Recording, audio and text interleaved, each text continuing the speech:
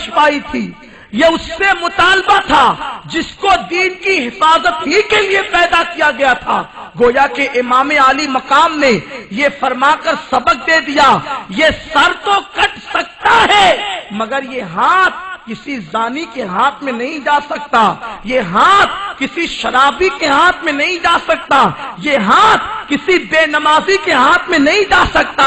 میں ننھے سے اصغر کا لاشا تڑپتا ہوا میدان کربلا میں تو دیکھ سکتا ہوں مگر نانا کی شریعت کے ساتھ کھلواڑ کرنے والے سے میں کبھی اتحاد نہیں کر سکتا، اپنا ہاتھ اس کے ہاتھ میں نہیں دے سکتا۔ اب میں تھوڑی سی آپ کی توجہ چاہتا ہوں، یزید امام کا ہاتھ اپنے ہاتھ میں مانگ رہا تھا، شرابی ہونے کی وجہ سے، جواری ہونے کی وجہ سے، لڑکیوں سے مجرا اور گانا سننے کی وجہ سے، میوزک سننے کی وجہ سے امام نے اپنا ہاتھ اس کے ہاتھ میں دینا پسند نہیں کیا۔ اور ہمارا یہ اور آپ کا یہ عقیدہ ہے، جب ہم مرید ہوتے ہیں تو پیر کے ہاتھ میں اپنا ہاتھ دیتے ہیں، پیر کے ہاتھ سے ہمارا ہاتھ غوث اعظم غریب نواز تک پہنچتا ہے اور ان سے سلسلہ در سلسلہ یہ ہمارا ہاتھ امام حسین کے ہاتھ میں پہنچتا ہے۔ اب آپ توجہ فرمائیں، کس خوش فہمی میں ہیں ہم اور آپ۔ ایک شخص شرابی تھا، جان کو بچانے کے لیے امام نے اپنا ہاتھ اس کے ہاتھ میں نہیں دیا، تو جو شراب جوے اور بد نظری میں مصروف رہتے ان کا ہاتھ امام اپنے ہاتھ میں کب لے سکتے ہیں؟ یہ بھی تو غور کرو، یہ بھی تو سوچو۔ آج ہماری اس بدعملی نے ہمارے دین کو بدنام کر دیا، دین ہماری وجہ سے بدنام، شریعت ہماری وجہ سے بدنام، مسلک اہل سنت ہماری وجہ سے بدنام، ہمارے غلط کردار، غلط کیریکٹر، غلط رسمیں اور بری عادتوں سے ہم خود اپنے دین کو بدنام کر رہے ہیں۔ خدا کے لیے ایسا نہ کرو، اگر ایسا کرو گے تو کل میدان محشر میں امام عالی مقام کو منہ دکھانے کے لائق نہ رہو گے۔ ذرا سوچو تو صحیح، غور تو کرو۔ اگر امام عالی مقام نے پوچھ لیا تو نام کا نعرہ میرے لگاتا تھا، میرے نام کا نعرہ لگا کر، میری محبت کا نام لے کر اپنے آپ کو حسینی کہلاتا تھا، اور تیرا کردار تو میرے دشمن یزید کی طرح تھا، تو اس وقت ہمارے پاس جواب کیا ہوگا؟ ہم کیا جواب دیں گے؟ یہی جواب دیں گے، امام ہم آپ کے نام کا شربت بانٹ کر، میوزک سن کر یزید کے کردار کو زندہ کرتے تھے، ہم آپ کے نام کی نظر اور اصال ثواب کر کے یزید کا کردار، کیریکٹر اس طرح زندہ کرتے تھے کہ وہ میوزک سنتا تھا، بانسری بجاتا تھا، عورتوں پہ بد نظری کرتا تھا، بے پردگی کو عام کرنا چاہتا تھا، ہم بھی وہی سب کرتے تھے۔ اور سنو، فرمایا گیا جو جس کے طریقے پر چلے گا قیامت کے دن اسی کے ساتھ اٹھایا جائے گا۔ اگر کردار یزید کو زندہ کرنے کی وجہ سے اللہ نہ کرے 100 بار ایسا نہ ہو کہ یزید کے ساتھ اٹھنا ہوا تو ہمارا ٹھکانہ کہاں ہوگا؟ کہاں رہو گے؟ اور یہ بھی سن لو، یہ کہہ کر دل کو تسلی مت دینا یزید کچھ بھی تھا، مسلمان تو تھا، یہ دل کو تسلی مت دینا کہہ کے تینوں ائمہ نے اس کے کفر پر اتفاق کیا ہے، اور ہمارے امام اعظم نے کافر نہیں کہا تو مسلمان بھی نہیں کہا۔ یزید جہنمی ہے، اور یزید نے معاذ اللہ مدینہ منورہ میں ایسی بدکاری پھیلائی کہ 3 دن اور 3 رات تک مدینہ منورہ کی عورتوں کے ساتھ اس نے زنا بالجبر کروایا۔ فرمایا گیا جس سے تقریباً 10,000 بغیر باپ کے بچے پیدا ہوئے۔ یزید وہ بدترین انسان ہے جو جہنم کا پلندہ ہے، جو جہنمی ہے، جس نے مدینہ الرسول کو تاراج کیا، وہ مدینہ جہاں ہوائیں بھی ادب سے چلتی ہے، وہ مدینہ منورہ جہاں سید الملائکہ اپنے پروں کو سمیٹ کر آتے ہیں، اس مدینے کی تقدس کو اور اس کی حرمت کو پامال کرنے والی ذات کا نام یزید ہے۔ اب بتاؤ، اگر قیامت کے دن برے اعمال سے توبہ نہ کرنے کی وجہ سے یزید کے ساتھ اٹھے تو حشر کیا ہوگا؟ یہ نازک سا وجود جو مچھر اور چونٹی کے کاٹنے کو برداشت نہیں کرتا، یہ وجود اللہ کے اس سخت ترین عذاب کو کیسے برداشت کر سکے گا؟ اے دیوانگان عشق رسول، اس لیے اپنے برے کردار سے توبہ کرو، اپنے برے کیریکٹر سے توبہ کرو، اپنے برے عمل سے توبہ کرو۔ اگر دین کو اپنے کردار سے فائدہ نہیں پہنچا سکتے تو نقصان بھی نہ پہنچاؤ، اپنے دین کو نقصان بھی نہ پہنچاؤ۔ نے ایک دردناک واقعہ بیان فرمایا جو آپ کی اور ہماری عبرت کے لیے میں پیش کرتا ہوں۔ حضرت نے فرمایا کہ میں نے وہاں پر ایک منظر دیکھا اور مجھے وہاں پر ایک بات بتائی گئی۔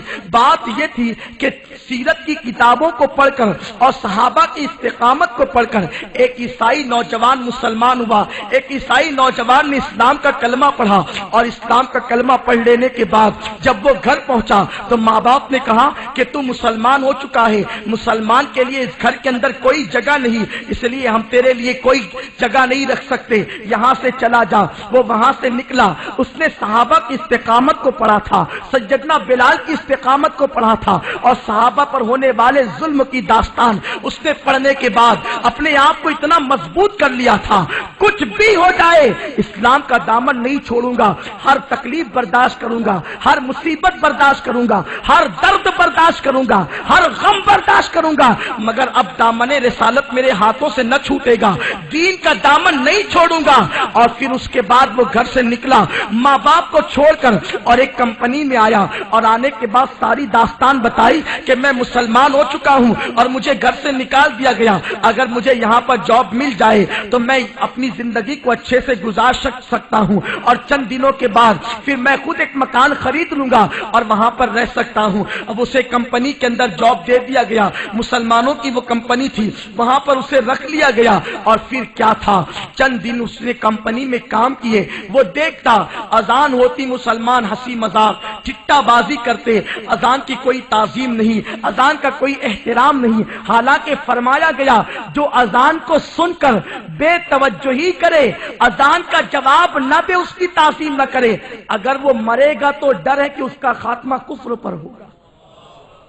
وہاں اذان کے وقت تو ہنسی مذاق ٹھٹا بازی، اس کو تعجب تھا یہ ساری چیزیں دیکھ کر، اور پھر نماز کا کوئی اہتمام نہیں، یہ اکیلا جاتا نماز پڑھاتا۔ ایک دن اس کے پاس کمپنی کے نوجوان لڑکے آئے جو مسلمان باپ کے گھر میں پیدا ہوئے تھے، وہ پیدائشی مسلمان تھے، ان کو اسلام کے حصول کے لیے کوئی قربانی نہیں دینی پڑی تھی۔ آئے اور آ کر کے کہا یار تم تو پہلے عیسائی تھے سنائے؟ اس نے کہا ہاں مگر الحمدللہ اب میں مسلمان ہوں۔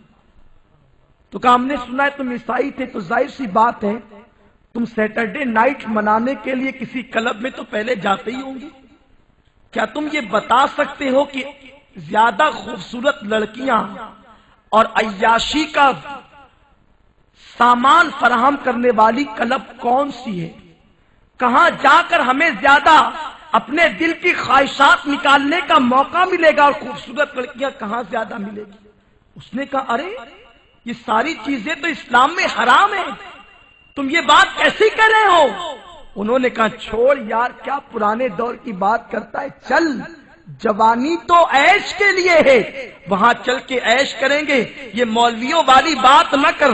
اور پھر اسے خوب ورگلایا۔ وہ کوئی مفتی اور کوئی ولی تو تھا نہیں کہ لوگوں کے ہر سوال کا جواب دیتا انہیں خاموش کرتا، وہ نو مسلم تھا۔ شیطان نے غلبہ کیا اور ان نوجوان لڑکوں کے ساتھ وہ بھی نائٹ کلب میں پہنچا۔ سیٹرڈے کی نائٹ خوب دھوم دھام سے عیاشیاں کرتے ہوئے گزاری۔ جب صبح ہوئی یہ لڑکے شراب کے نشے میں اپنے گھر کو چلے اور یہ شراب کے نشے میں اپنے گھر کو چلا۔ جب پیر کے دن وہ کمپنی میں نہیں آیا تو مینیجر نے فون کر کے کہا یار تم کہاں ہو؟ اس نے کہا خبردار اب مجھے فون مت کرنا، میں اپنے گھر پہ عیسائی ہو کر واپس آ چکا ہوں۔ جو دین اتنی گندگی سکھاتا ہو میں اس دین سے وابستہ نہیں رہنا چاہتا۔ میں نے دیکھ لیا کتابیں کچھ اور کہتی ہے اور تمہارا دین کچھ اور کہتا ہے۔ میں پوچھنا چاہتا ہوں مسلمانوں بتاؤ، جو اس نے تاثر لیا کیا وہ تاثر حقیقت تھا؟ ان کے کردار سے جو وہ بدزن ہو کر اسلام سے بدزن ہوا، کیا وہ معاملہ صحیح تھا؟ قسم خدا کی اسلام یقیناً وہی ہے جو قرآن میں موجود ہے، جو شریعت مطالعہ بتا رہی ہے، جو سیرت کی کتابیں بتا رہی ہے، مگر وہ ساری چیزیں دیکھ کر اگر وہ بدزن ہوا تھا تو مسلمانوں کا کردار دیکھ کر کہیں ایسا تو نہیں ہے کہ ہمارے کردار کو دیکھ کر بھی کوئی بدزن ہو رہا ہو، ہمارے کیریکٹر کو دیکھ کر کوئی دین سے دور ہو رہا ہو۔ ہندوستان کی سرزمین پر مسلمان بنانا جتنا آسان ہے اتنا آسان کسی اور زمین پر نہیں ہے، اس لیے کہ نبی اکرم صلی اللہ علیہ وسلم کی 23 سالہ زندگی کے اندر کم و بیش 1,24,000 مسلمان نظر آتے ہیں، اور ہندوستان کی سرزمین پر ایک معین الدین 90 لاکھ کو کلمہ پڑھاتے نظر آتے ہیں۔ وجہ کیا ہے؟ وہاں کی زمین سخت ہے، وہاں کے لوگ اسلام کی طرف آنے میں تحمل کرتے ہیں، یہاں کی زمین نرم ہے، یہاں کے لوگوں کے دل نرم ہے، تھوڑی سی محنت پر بہت سارا کام ہو سکتا ہے۔ ہم چلتے پھرتے اپنے کردار سے، اپنے کیریکٹر سے دین کی تبلیغ کر سکتے ہیں۔ ارے دیوانگان عشق رسول، سنتوں میں اپنے آپ کو رنگ لو اور نکل جاؤ گلی کوچوں میں، کچھ کہنے کی ضرورت نہیں، بتا دو دنیا کو اپنے کردار سے۔ ارے جب حسین پاک کے غلاموں کا کردار اتنا خوشبودار ہے تو کربلا والوں کے کردار کا عالم کیا ہوگا؟ اپنے کیریکٹر سے نبی اور آل نبی کا کردار یاد دلا دو۔ مخدوم پاک نے یہی تو کیا، سمنا کے تاجدار نے یہی تو کیا، مگر افسوس آج ہمارے کیریکٹر سے ہمارا دین بھی بدنام ہو رہا ہے۔ جو غیر مسلم ہے وہ بدزن ہو رہے ہیں، اور جو مسلک کے اعتبار سے اجنبی ہے وہ بھی دور ہو رہے ہیں۔ سنو، اہل سنت کا نقصان وہابیت اور تبلیغی جماعت کی محنت سے نہیں ہو رہا ہے، ہماری بدعملی سے ہو رہا ہے۔ ہماری بدعملی کو دیکھ کر ہمارے مسلک سے جتنے لوگ ٹوٹے تبلیغی جماعت کی محنت سے نہیں ٹوٹے۔ کہاں جا رہے ہو؟ کس رستے پہ چل پڑے ہو؟ میں آپ سے پوچھتا ہوں، برا نہیں مانے اور بڑی ذمہ داری سے کہتا ہوں، جس حسین پاک کے نام پہ تم ڈھول بجاتے وہ میرے دادا ہیں۔ اپنے باپ کی برسی پہ کبھی ڈھول بجایا؟ جو ڈھول بجاتے میں ان سے پوچھتا ہوں کہ وہ اپنے باپ کی برسی پہ ڈھول بھی بجاتے؟ کہاں محبت کا معیار کیا متعین کیا ہے؟ سنو، بڑی ذمہ داری سے اہل بیت کے خاندان کا ایک فرد آج آپ سے مخاطب ہے، میں آپ سے گفتگو کر رہا ہوں، اور سنو یہ بھی کہ ہمارا خاندان ایسا نہیں کہ چلتے پھرتے سید ہو گئے۔ اورنگزیب علیہ رحمت و رضوان، حضرت خواجہ نظام الدین اولیاء کے خلیفہ حضرت سید شاداد ہمارے شہر میں ایک ولی ہیں، ان کے آستانے پر آئے، آپ کو پتا چلا کہ یہاں حسنی حسینی سادات رہتے، ملاقات کے لیے تشریف لائے ہمارے آبا و اجداد سے، اور پیتل کے سکے بنا کر کے دیے کہ یہ آپ کی سیادت کی تصدیق بھی ہے، اور آج سے آپ لوگوں کو شہر کا قاضی مقرر کیا جاتا ہے۔ آج بھی ہمارے پاس وہ ثبوت موجود ہے، اورنگزیب کہتا کرتا۔ تو اورنگزیب جیسے جلیل القدر و مجدد نے اور بادشاہ وقت نے ہمارے خاندان کو سیادت کے حوالے سے مانا ہے۔ میں اپنی سیادت کی تعریف کرنے نہیں بیٹھا، لیکن اب میں جو کہتا ہوں وہ یہ، ہمارے دادا کی برسی پر عاشورہ اور 11ویں کو ڈھول بجا کر کس کا تم مذاق اڑاتے ہو؟ کبھی اپنے دادا باپ کی برسی پہ بھی ڈھول تاشے بجائے؟ گلیوں کو تم نے سجایا آراستہ کیا؟ کیا کسی کے گھر میں میت ہو اور اس کے بعد وہ میلوں ٹھیلوں میں جا کے دھکا دے گا؟ شیعوں کی طرح ماتم بجائے گا، ماتم کرے گا؟ ارے ماتم وہ کرے جن کے نزدیک حسین مر چکے ہو، ہمارا حسین تو زندہ ہے۔ وَلَا تَقُولُوا لِمَن يُقْتَلُ،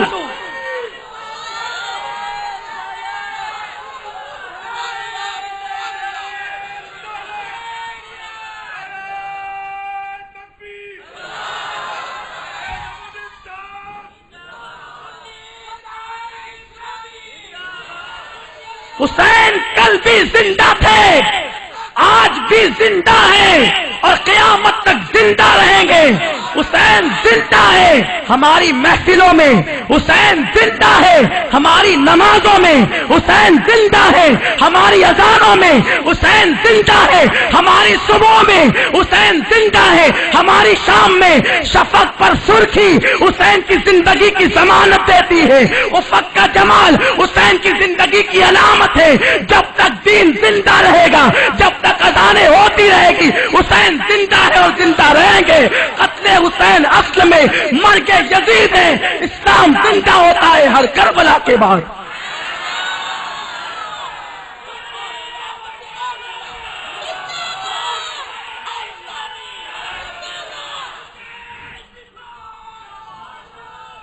امام کے نام پر کب تک ڈھول؟ اسلام میں ڈھول کی اجازت ہے؟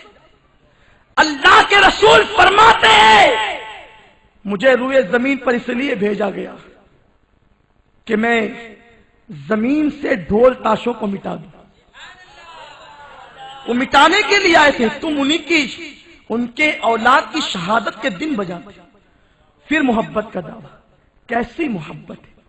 اور یہ بھی تو دیکھو کہ شہادت حسین کے وقت کس کے گھر ڈھول بج رہی تھی؟